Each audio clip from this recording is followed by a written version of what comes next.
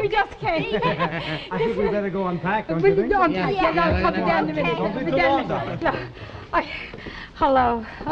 I don't know. Hello is such a little word for such a big feeling. I want to say hello to you with all the letters in the alphabet. That would be a hello. Anyway, hello. How are you? Oh, have I stories for you from Pinker's Pines? What do you mean you sit on a rocking chair on a porch for 6 weeks, so you hear plenty and you talk plenty, and everybody knows you and you know everybody. And how long does it take to call everybody by their first name? You know, that's why I didn't hesitate. When I saw the women in the children's dining room getting a little nervous. Got nervous because the children didn't eat. And in the mountains, you know, if you don't eat, so you have to pay.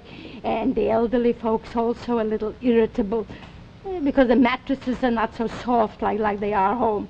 Or the young people, very restless. What do you mean why they're not restless? Because 2 little weeks and they want to do everything, so they're restless.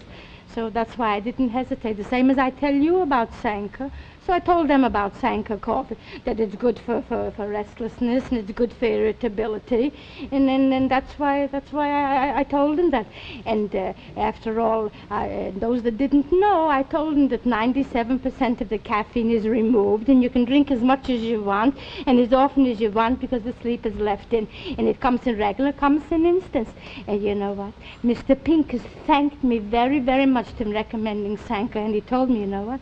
Confidentially, he said, you know, Mrs. Goldberg, I don't get so many complaints since my customers is drinking Sanka. Everybody likes the service. Nobody complains about the cooking. Nobody says the mattresses is not soft. And he said, you know what else? I really think that the Sanka coffee gets into the disposition. And he says, even if it costs a penny this way or a penny that way, it's non-consequential. Will you do me a favor? What's my... Will you ask Mrs. Goldberg to change that dress? I can't look at her in the same dress. After all, I'm a dress manufacturer. All right, I will. I don't know, but dresses, I'm the same as with friends. You promise me, darling? I will. Will you excuse me a minute? I have to say toodaloo to my neighbors. 1 second, I'll see you again.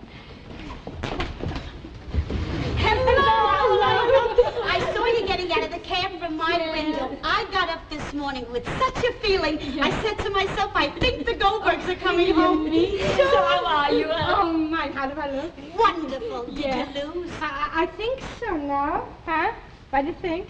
You look wonderful. What do you care? Yeah. So how was your vacation? Oh, don't ask. Don't ask. We had a time, all right, that the cuisine was incomparable and that nature surrounded us. But the people, I tell you, everybody was a somebody. And there was Mrs. Holtzman, a darling, and Sophie Luckman, adorable, all millionaires. And you should see how we called each other by the first name. Bella, Sophie, and Molly. And we were just like the 3 Musketeers.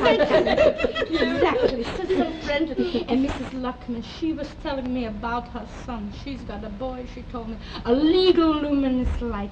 And she would like him to meet a nice girl, and even if she didn't have a stitch, she wouldn't object. So what's the matter with my youngest sister's middle daughter? Leave it to me. Leave it to me. And the Holtzmans, the biggest real estate people. If you know somebody that needs an apartment... My sister's engaged 3 years. She can't get married, looking for an apartment. Tell her to get married. She's got an apartment. I'm going to call her this minute. Well, Molly, the stories will wait. Make it a period. Everybody's hungry. All right, darling. I'm just waiting for Samuel to come up from the grocery store, and I have to say hello to my